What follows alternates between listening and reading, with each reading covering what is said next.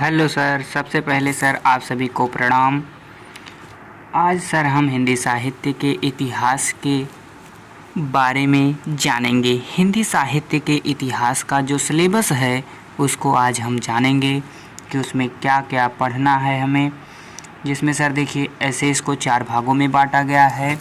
Number 1 पे आता है आदिकाल, और फिर आदिकाल, भक्तिकाल, रीतिकाल, आधुनिक काल। जी सर, इसको 4 भागों में बांटा गया है।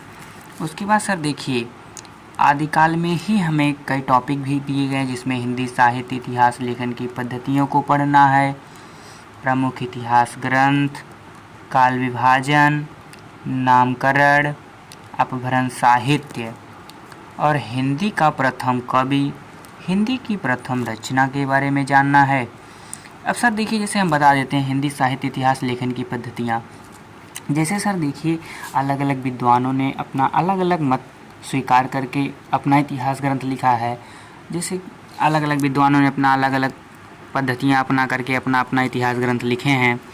प्रमुख इतिहास ग्रंथ सर, जैसे हमारा पहला इतिहास ग्रंथ देखा जाए, हिंदी साहित्य का अगर पहला इतिहास कहा जाए कौन है, किसने लिखा है, कब लिखा गया, कितने भाग हैं, ये सब सर इम्पॉर्टेंट है। तो सर पहले हम आज टॉपिक के बारे में जान लेते हैं। इसके बाद डेली हम एक एक टॉपिक आप लोगों के पास शेयर करते रहेंगे। जिसमें देखिए प्रमुख इतिहास ग्रंथ में सर पहला इतिहास कौन सा है, इस्तवार द ला लिटरेतुर एंदुई हिंदुस्तानी। इसके लेखक कौन है सर, फ्रेंच विद्वान गारसा द तासी हैं। यानी कि पहला इतिहास ग्रंथ किस भाषा में लिखा गया था सर, फ्रेंच भाषा में लिखा गया था। इसके बाद काल विभाजन आता है सर, हमने बता दिया नामांकन, अपभ्रंश साहित्य, हिंदी का प्रथम कवि, हिंदी की प्रथम रचना। इसके बाद सर देखिए आदिकाल का जो हुआ वर्गीकरण हुआ। आदिकाल का वर्गीकरण सर देखिए कहेंगे सिद्ध साहित्य, जैन साहित्य, नाथ साहित्य, रासो साहित्य, लौकिक साहित्य, गद्य रचनाएँ। अब सर देखिए थोड़ा सिद्ध साहित्य के बारे में समझते हैं कि सिद्ध साहित्य जैसे सर ना इसको 84 सिद्ध हैं। अगर आपसे पूछा जाए सिद्धों की संख्या कितनी है तो कहेंगे 84। और सिद्धों में सर देखिए प्रमुख शिष्य जो थे सरहपा, सबरपा, लुइपा, डोम्भिपा, कड़हपा, कुकरिप्पा, यही सब हैं सर।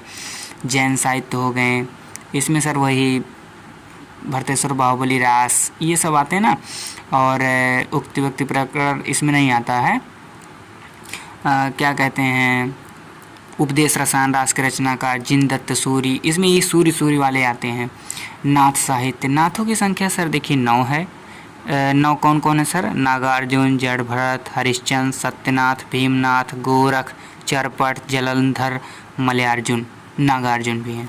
ठीक है सर। लौकिक साहित्य फिर रासो साहित्य में जानते हैं सर आप लोग, वही रासो साहित्य, रासो ग्रंथ जो लिखे गए, खुमार रासो के रचनाकार और परमाल रासो के रचनाकार, यही सब हैं सर। उसके बाद देखिए आदिकाल में ही सर 2 लोग और आते हैं, विद्यापति, अमीर खुसरो। ठीक है सर। तो विद्यापति के बारे में देखते हैं अगर, तो विद्यापति जी का ग्रंथ कौन कौन सा था जानते हैं, कीर्तिलता, कीर्ति पताका और विद्यापति पदावली। इस सर इनके ग्रंथों के बारे में अच्छे से जानेंगे हम लोग, इनका एक टॉपिक अलग से लाएंगे। अमीर खुसरो के बारे में जानेंगे, इनका पहेलियाँ, मुकरियाँ, दो शकुने, गज़ल, यही सब इन्होंने लिखी थी। खालिक वारी, हालाते कन्हैया, नजराने हिंदी, यही तो सर था सर ना। विद्यापति के सर देखिए संस्कृत ग्रंथ भी हैं, जैसे पुरुष परीक्षा, मणिमंजरी, भूपरिक्रमा, लिखनावली, दुर्गा भक्त तरंगड़ी, शैव सर्वस्वसार, गंगा वाक्यावली, दान वाक्यावली, विभाग सार, गया पत्तलक, वर्णकृत्य, व्याड़ी भक्त तरंगड़ी, द्वैत निर्णय। ठीक है सर। इसके बाद सर हम अब आ जाते हैं भक्ति काल पे। भक्ति काल को देखिए सर, भक्ति काल जो है इसको 2 भागों में बांटा गया, एक सगुण धारा और एक निर्गुण धारा। निर्गुण धारा में सर देखिए संत काव्य और सूफी काव्य आता है, और सगुण धारा में राम काव्य और कृष्ण काव्य आता है। अब कहें सर प्रमुख संत कवि कौन है, तो प्रमुख संत कवि सर कबीर जी हैं। और अगर प्रमुख सूफी पूछा जाए तो जायसी जी हैं। अगर प्रमुख राम भक्त कवि पूछा जाए तो गोस्वामी तुलसीदास जी हैं। अगर प्रमुख कृष्ण भक्त कवि पूछा जाए तो सूरदास जी हैं सर। इसके बाद सर अब हम आ जाते हैं रीतिकाल पे। रीतिकाल पे आते हैं सर, रीतिकाल। तो रीतिकाल को देखिए सर, रीतिकाल को भी कई भागों में बांटा गया।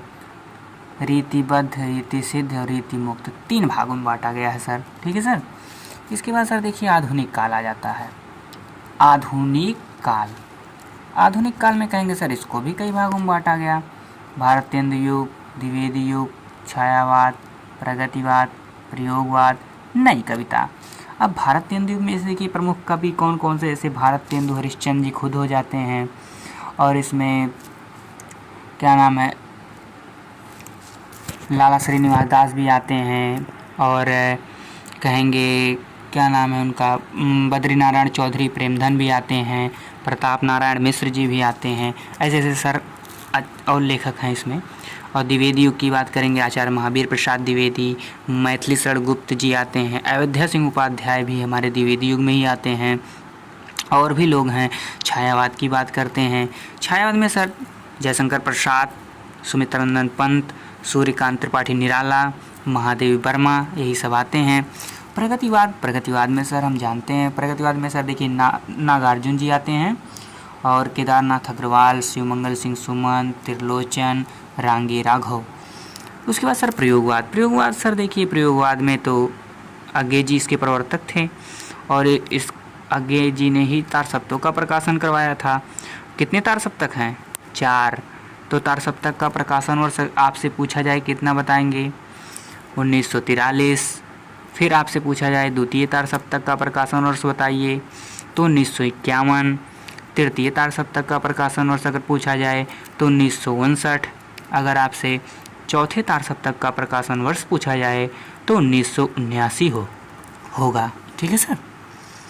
इसके बाद सर अब हम आ जाते हैं, देख लेते हैं इसमें थोड़ी गद्य विधाएँ भी हैं। ठीक है सर, गद्य विधाएँ सर, गद्य विधाएँ में सर कौन कौन है कहेंगे? गद्य विधाएँ में देखते हैं नाटक, नाटक में ही एकांकी भी आता है सर, उपन्यास, ठीक है सर, कहानी, निबंध, आलोचना, लघु विधाएँ। लघु विधाएँ में सर देखते हैं, लघु विधाएँ में जैसे आत्मकथा, जीवनी, रेखाचित्र, संस्मरण, रिपोर्टाज, यात्रा साहित्य, गद्य काव्य, डायरी, एक और सर ये इंटरव्यू आ जाता है। ठीक है सर।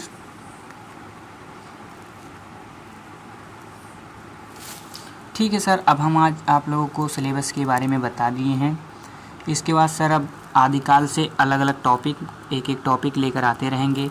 पहले सर इसके बाद अब पहला नंबर हमारा रहेगा हिंदी साहित्य इतिहास लेखन की पद्धतियाँ, यानी कि जो पद्धतियाँ लिखी गई, किसने लिखी, किसने इस ग्रंथ का सहारा लेकर अपना इतिहास ग्रंथ लिखा। फिर प्रमुख इतिहास ग्रंथ की बात करेंगे, काल विभाजन, नामांकन, अपभ्रंश साहित्य। सर एक एक टॉपिक ऐसे हम लेकर आते रहेंगे सर।